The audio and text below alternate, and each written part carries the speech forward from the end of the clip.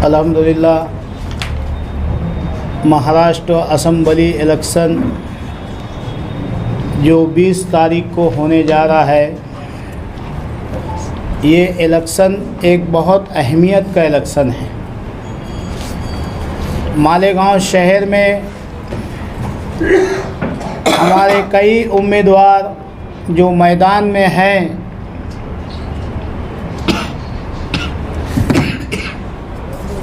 और सभी लोगों ने मालेगांव आवामी पार्टी से अपनी हिमायत और तायद मांगी। मौजूदा एमएलए साहब मुफ्ती मोहम्मद इस्माइल कासमी साहब ने हमसे हिमायत मांगी थी।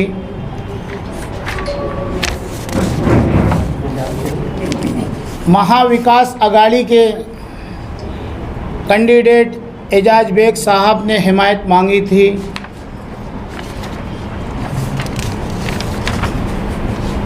शेख आसिफ शेख रशीद साहब ने हमसे हिमायत मांगी थी। समाजवादी से शान हिंद साहिबा ने हमसे हिमायत और तायद मांगी थी। इसी तरीके से आज़ाद उम्मीदवार सभी लोगों ने, कलीम अब्दुल्ला वगैरह सब ने हमसे हिमायत मांगी थी। हम आवामी पार्टी की तरफ से उन तमाम हिमायत मांगने वालों का शुक्रिया अदा करते हैं कि उन्होंने मालेगांव आवामी पार्टी को इस काबिल समझा। जिस दिन से हिमायत का सिलसिला शुरू हुआ, हम मालेगांव शहर के अंदर ऐसे लोगों से मुलाकात कर रहे थे जो घराना वोट देता है सिर्फ वो इस नीयत से, इस मकसद से कि शहर की विकास और शहर की तरक्की, शहर की आवाम को बुनियादी सहूलियात उसे मिलनी चाहिए। उस बेस पे वो चुपचाप अपनी वोट देते हैं और अपने घरों को चले जाते हैं। हम शहर भर की छोटी बड़ी तंजीमें, वो तंजीमें जो किसी सियासी लीडर की फेवर नहीं लेती, किसी की हिमायत और तायद जल्दी नहीं करती, हम उनसे मिल करके राय ले रहे थे कि हमें किसकी हिमायत करना चाहिए। तो हमारे सामने बार बार एक ही बात आ रही थी कि जिन लोगों को आजमा लिया गया है उन्हें ना आजमाया जाए। अब शहर में किसी नए को मौका दिया जाए ताकि शहर तरक्की की तरफ जाए। मालेगांव आवामी पार्टी के कोर कमेटी के तमाम जिम्मेदारान मशवरा करके एक राय से ये तय किए कि समाजवादी पार्टी की जो उम्मीदवार है शान हिंद साहिबा, इन्हें हिमायत और तायद दी जाए। उसकी वजह ये थी कि समाजवादी के जो एमएलए अबू हासिम आजमी साहब गोंडी से है, महाराष्ट्र के अक़लियतों के ऊपर जहाँ भी जुल्म होता है, ज़्यादती होती है, ख़ास तौर से मालेगांव शहर के लिए अगर जो कोई मसाइल होता है तो अकेले दबंग दान आवाज़ उठाने वाले अबू हासिम आजमी साहब होते हैं। उन्होंने हमको 2-2, 3-3 दफ़ा कॉल किया कि भाई आप हमारी उम्मीदवार को हिमायत कीजिए ताकि मुझे ताकत मिल सके और मैं मालेगांव शहर के मसाइल को हल करवा सकूं। और सच्चाई भी यही है कि जिस वक्त शहर के सैजिंग के मसाइल हो या दीगर मसाइल हो, शहर का कोई भी मसला हो, फ़िरका वाराना मसला हो, तो हमारे शहर के एमएलए साहब ने तो आवाज़ नहीं उठाई। आप मीडिया गवाह है कि उस जगह पे खड़े रह के अबू हासिम आजमी साहब ने आवाज़ उठाई। उस बेस पे मालेगांव आवामी पार्टी कई शराइत के साथ आवाम ने जो हमें राय दी, सारी आवाम की बातें हमारे लग लिखी हुई है कि क्या करना चाहिए हमें। दूसरे, हम लोगों ने जो 14 शराइत 12-14 शराइत रखे हैं, हर लीडर को हमने ये शराइत दी थी कि इस पे जो काम करेगा हम उस पे हिमायत करेंगे। तो शान हिंद साहिबा ने हमारी तमाम शर्तों को माना है कि भाई अगर जो मैं चुन के आती हूँ तो शहर के लिए आपने जो डिमांड किया है, इन सारे डिमांड पे हम काम करेंगे। इसलिए मालेगांव आवामी पार्टी इन्हें आज हिमायत और तायद दे रही है। कुछ बड़ी डिमांड है वो कुछ बड़ी बता रिजवान आप पढ़ेंगे? हाँ आप पढ़िए, शराइत पढ़िए। बिस्मिल्लाहिर्रहमानिर्रहीम। मालेगांव शहर जो 100% माइनॉरिटी का शहर है, इसे ज़िला बनाया जाए। मालेगांव शहर में भोली भाली मासूम आवाम को गैर कानूनी ज़मीनों की खरीद और फरोख्त का कारोबार रद्द किया जाए। आने वाला एमएलए मालेगांव म्यूनसिपल कॉरपोरेशन को हिदायत करके शहर की 80% टैक्स अदा करने वाली आवाम को तमाम बुनियादी सहूलियात फराहम किए, क्योंकि बस्ती में सड़क, गटर, लाइट, शजरकारी, टॉयलेट ये तमाम चीज़ें महानगर पालिका की जिम्मेदारी है। इसलिए एमएलए साहब अपने फ़ंड को ज़ाय ना करें। एमएलए अपने फ़ंड को उसी मद में इस्तेमाल करें जिसमें उसका इस्तेमाल करना सही है, जायज़ है।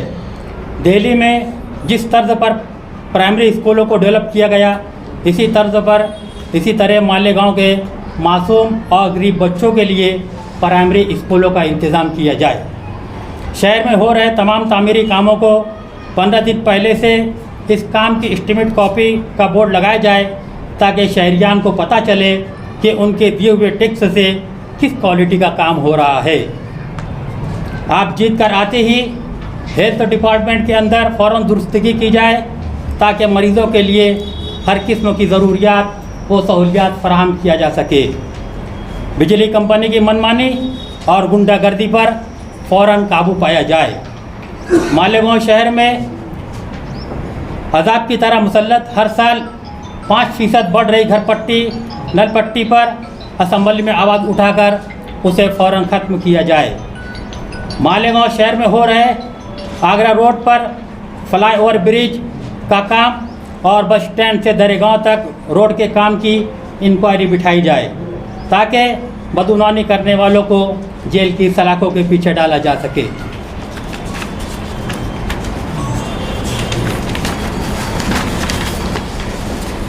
आपने समाजवादी को हिमायत दी, आप बोले कि सारी पार्टियों ने आपसे राब्ता कायम किया, उनका शुक्रिया अदा किया। तो आप ऐसी क्या वजह थी जो उन पार्टियों के साथ आप नहीं? सर देखिए, आप तमाम मीडिया बखूबी जानती है कि रिजवान बैटरी वाला जिस प्लेटफॉर्म पे भी रहा है वो आवाम के मसाइल और शहर के विकास के लिए लड़ता है। माजी में जो एमएलए रह चुके, जो मौजूदा एमएलए साहब है, शहर के सामने सब कुछ है, किसने क्या किया क्या नहीं किया। 2007 से लेके आज तक हमारे मौजूदा एमएलए साहब कई टाइम महानगर पालिका में इनके महापौर बैठ चुके हैं और 2 टर्मों में एमएलए रह चुके हैं। लेकिन एक 10 मिनट की बारिश, 15 मिनट की बारिश में शहर की आवाम मौत मांगने लगती है, ये भी किसी से छुपा नहीं है। ये सारी वजहत है। माजी आमदार साहब वो माजी में एमएलए रह चुके हैं, उनके घर के कई मेयर रह चुके हैं। शहर कहाँ है, शहर का जो 2 हिस्सा है, एक हिस्सा कहाँ है, दूसरा हिस्सा कहाँ है, वो मुझे नहीं लगता कि आप लोगों को बताने की ज़रूरत है। शान हिंद एक ऐसी उम्मीदवार है, एक ऐसी लेडी है जो हर वक्त बदगुमानी के ख़िलाफ़, भ्रष्टाचारियों के ख़िलाफ़ आवाज़ उठाती है। और अबू हाशिम आज़मी साहब तो एक आइडियल है, सबके सामने है। मालेगांव शहर की आवाम ने तो उन्हें चुन के नहीं भेजा है, लेकिन नुमाइंदगी वो मालेगांव शहर की करते हैं। तो हमें बेहतर लगा कि समाजवादी को हिमायत करना चाहिए, ताकि महाराष्ट्र में अबू हाशिम का हाथ मजबूत हो सके। हफ्ता 15 दिन से आप मुसलसल लोगों के रास्ते में रहे, करते रहे तो ठीक होता रहा। पिछले असेंबली में आपने उम्मीदवारी की थी, कितनी वोट आपको मिली थी? आप ही बता दीजिए, क्या फायदा मिलेगा इनको? आप ही बता दीजिए कितनी वोट। नहीं, आप बता दीजिए ना मुझे कितनी वोट मिली थी। मैं भूल गया हूँ, जरा सा याद दिला दो मुझे। अंदाज से बोल दो।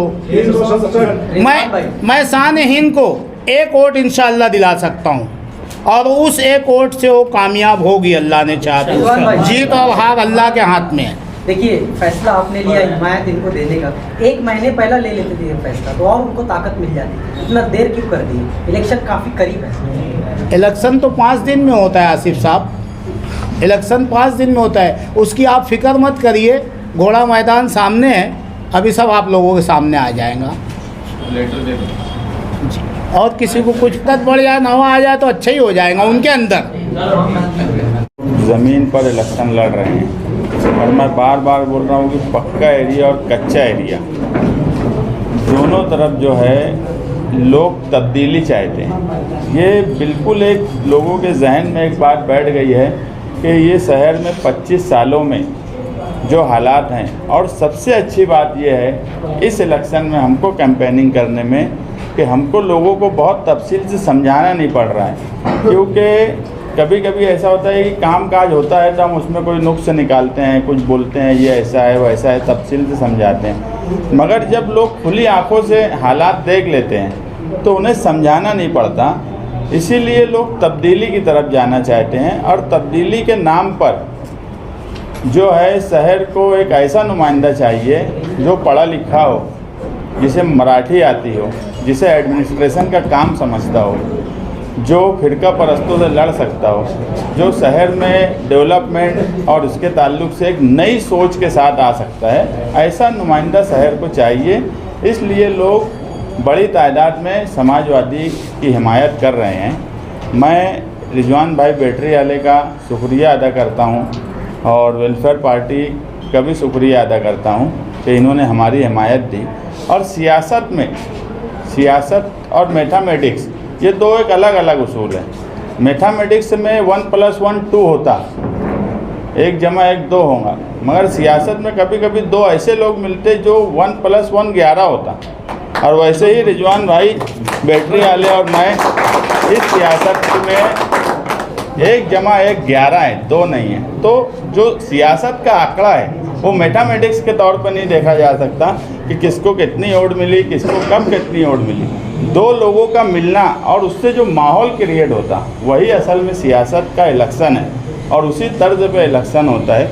और आप देख रहे होंगे कि एक बड़ी तादाद जो है शहर के सरकर्दा अफराद की, और मैं तो ये कहूँगा कि जो लोग ऐलान में बोल रहे हैं कि हमारा स्टेज देखो, उनको बोलना पड़ रहा है। शहर हमारा स्टेज देख रही है कि हमारा स्टेज क्या है और दूसरों का स्टेज क्या है। ये वाज़ेह फ़र्क है, और इस शहर में तब्दीली इंशाअल्लाह आएंगी। और 23 तारीख को मैं दावे से बोलता हूँ, 23 तारीख को इस शहर को एक नया नुमाइंदा मिलेगा जो MBA है, मास्टर ऑफ बिजनेस एडमिनिस्ट्रेशन, जो कि LLB है, जो सियासत पॉलिटिक्स से सियासत की हुई, ये सब तालीम है। अब इससे हटकर अगर मैं बोलूँ तो सियासत उनके खून में है। एडमिनिस्ट्रेशन का काम कारपोरेटर से लेके अपोजिशन लीडर तक तजुर्बा है। तो ऐसे तजुर्बेकार लीडर की आज शहर को ज़रूरत है। जिस हिसाब से शहर का हाल हो गया है, और जो 70% आबादी के साथ नाइंसाफ़ी हुई है, वो इंसाफ इसको मिलना चाहिए। और इस मर्तबा अगर इस शहर ने शान हिंद को नुमाइंदा बनाया तो मैं यही बोलूँगा कि हम इस मर्तबा सूद के साथ वसूली करने की तरफ जाएंगे इंशाअल्लाह। आप तब्दीली की बात कर रहे हैं, सामने वाले मुतमिन है, कहीं आप धोखा ना खा जाए। सामने वाले धोखा खा रहे हैं मुतमईन रह के। के बाद से शहर में घूम रही हूँ, और शहर में तब्दीली की एक लहर है। और रिजवान भाई जैसे लोग, वो जो सियासी तौर पे किसी के साथ झुके हुए नहीं रहते, वो अवामी मुफाद के लिए काम करते हैं ऐसे। और वेलफेयर पार्टी ऑफ इंडिया के अरकान जो मुसलसल सिर्फ खिदमत खल्क के लिए काम करते हैं, अवामी मुद्दों को उठाते हैं, या कहना चाहिए किसी सियासी पार्टी या शख्स के दबाव में नहीं रहते, बेबाकी से अपनी बातों को लोगों के सामने रखते हैं। आज इनका हमारे साथ हिमायत करना इस बात की ज़ामिन है कि शहर तब्दीली की तरफ जा रहा है। ऐसी तब्दीली जो शहर को तरक्की दिलाए, पढ़ी लिखी, समझदार, सियासी सूझबूझ वाली। जैसा मैंने कहा कि सियासी सूझबूझ की कमी से अगर कोई नुमाइंदा आता है सियासत में और उसको इक़्तिदार या पोस्ट मिल जाती है तो एजेंट राज की शुरुआत हो जाती है। जैसे आप मालेगांव शहर में देखेंगे कि जब से सियासी लोगों का नुमाइंदा बनना साथी निहाल अहमद साहब के बाद से बंद हुआ, तब से वर्कर सियासी ख़त्म हो गए और हर चीज़ में जन्म दाखिले से लेके हर कागज़ के लिए एजेंट लगते हैं। तो ये सियासत का सवाल हुआ है। मालेगांव शहर में बुनियादी सहूलत के लिए लोग परेशान हैं। जो शराइत रिजवान भाई ने रखी, यकीनन इसी शराइत पर इसी अज़्म के साथ हम लोग इलेक्शन लड़ रहे हैं, इसलिए हमारे लिए वो उनको मानना उस पर सोचना का कोई सवाल ही नहीं था। हमारी खुद का आज़्म यह है कि मालेगांव शहर के मुस्तकबिल के लिए, बेहतर मुस्तकबिल के लिए, अमन के लिए और इस शहर से मंशियात, गुंडागर्दी और जो सियासत कर रहे हैं लोग मज़हब के नाम पर, शहर ये समझ रहा है कि वो कहीं ना कहीं फ़िरका परस्तों के आलेकार हैं। और ये समझते हुए ऐसे समझदार लोग जो आवाम के बारे में सोचते हैं, उन्होंने हमारी हिमायत की। मैं इनकी शुक्रगुज़ार हूँ और ये मानती हूँ मैं कि शहर तब्दीली की तरफ जा रहा है। मैं जब अभी आप लोगों के पास प्रेस कॉन्फ्रेंस के लिए आने लगी इनके पैगाम के बाद, तो रास्ते में मुझे शादी से निकलते हुए कई ख़वातीन ने रोका और मुझे कहा कि आप हिम्मत मत हारना, हम आपके साथ हैं। कई नौजवान लड़कियों ने कहा कि हम आप पर फ़ख्र महसूस करते। तो ये सब मेरे लिए एक फ़ख्र है, दुआ का सहरा है जो शहर उम्मीदें लगाया है। इंशाअल्लाह ये तब्दीली की लहर जो है ये मालेगांव शहर में बेहतर नतीजे लाकर 23 तारीख को शहर को कामयाबी की तरफ, तरक्की की तरफ ले जाएगी। ये मैं आपसे वादा करती हूँ। आपके मुखालिफ की तरफ से बात आई थी कि यहाँ वोट तकसीम, वोट कटवा। ऐसा है कि दोनों स्टेज पे आप देख रहे हैं, उनके पास कोई मुद्दे नहीं। ये किसी ने 10 साल इक़्तिदार किया है, किसी ने 15 साल किया और कारपोरेशन में 3-3 टर्म है। उनके पास एक दूसरे को गाली देना या किसी पर तनकीद करने के अलावा एक ऐसा काम नहीं जो बता पाए कि हमने खुद किया है। तो सब बेला वजह की फजूल बात करेंगे। इससे हटकर कल अकबरुद्दीन अवैसी की सभा होगी, क्या लगता है इससे मुफ्ती इस्माइल कासमी को फ़ायदा होगा या नुकसान होगा? ये बात कर लेंगे, मैं भी बहुत चाहती हूँ जवाब देने। नहीं, उसमें तो अकबर साहब का मामला ऐसा है कि आप मीडिया गवाह है, शहरियान गवाह है।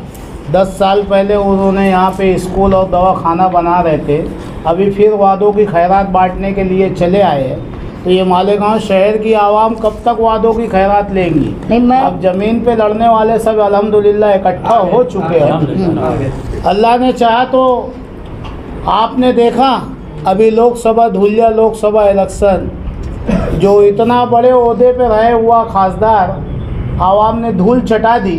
हमें शहरियान से उम्मीद है कि ये अपने आप को बहुत बड़े लीडर कहलाने वाले आवाम इन्हें इनका रास्ता ज़रूर बताएंगी। मैं मसरूफियत की वजह से उनकी तकरीर नहीं सुन पाई, लेकिन जो थोड़ी बहुत मुझे सुनाई दिया उसमें उन्होंने ये बताया कि उन्होंने अपने इलाके में क्या काम किया। जो लोगों के ज़रिए मैंने थोड़ा सुना समझा, वो ये नहीं बता पाए कि उनके नुमाइंदे ने मालेगांव शहर में क्या काम किया।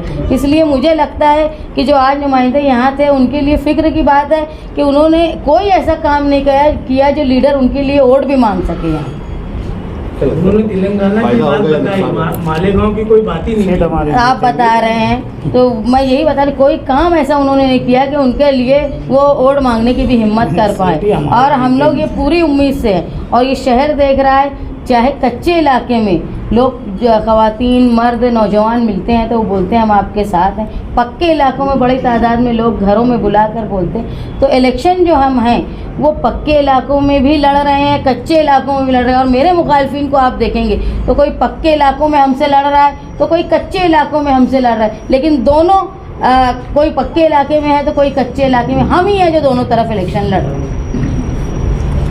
हैं। में अकबरुद्दीन अवैसी और योगी ये घूम रहे हैं। सच बात यह है कि इस तरह के मजहबी लीडर मालेगांव शहर में कभी नहीं चले। कल जो है रजा चौक पर जो जलसा है वहाँ हम दस्तूर का प्रिम्बल बड़ा लगाकर वो जलसा लेने वाले हैं, क्योंकि कोई ये कहता है कि कटोगे तो बटोगे, मगर समाजवादी का नारा है कि जुड़ेंगे तो जीतेंगे। और शान हिंद जो है ये इंडिया अलायंस के उम्मीदवार है। मैं आपको फिर एक बार बता दूं, इंडिया अलायंस महाविकास आघाड़ी की उम्मीदवार शान हिंद है। इंडिया अलायंस की तमाम ही पार्टियां, कल तक बहुत से लोगों ने हमको हिमायत दे दी है। बकिया भी उम्मीद जो पार्टियां हैं वो भी हमको हिमायत देने वाली है। और कल जो रजा चौक का जलसा होने वाला है वो इंडिया अलायंस की तमाम ही पार्टियों के झंडे के साथ होने वाला है और वहाँ दस्तूर का प्रिम्बल लगाएंगे। और हम यही चाहते हैं कि मजहब के नाम से किसी भी जमहूरी मुल्क में सियासत नहीं होना चाहिए। और योगी और अकबरुद्दीन जैसे लोगों की बात कभी सेकुलर आदमी नहीं सुनता। और मालेगांव शहर कभी मजहबी शहर नहीं, मजहबी शहर रहा है, मजहब के ऊपर बहुत अमल करता है, मगर शिद्दत पसंदी मालेगांव शहर में नहीं है। और इसीलिए हम दस्तूर को हाथ में लेकर कल दस्तूर का प्रिम्बल लगाकर रजा चौक में इंडिया अलायंस का एक शानदार जलसा करने वाले हैं। आपके बोलने के हिसाब से फिर मुकामी कांग्रेस उनको छोड़ मैंने दें। इंडिया अलायंस की पार्टियां, अब आओ ना कल झंडा देखो ना किसका किसका लगा रहा है।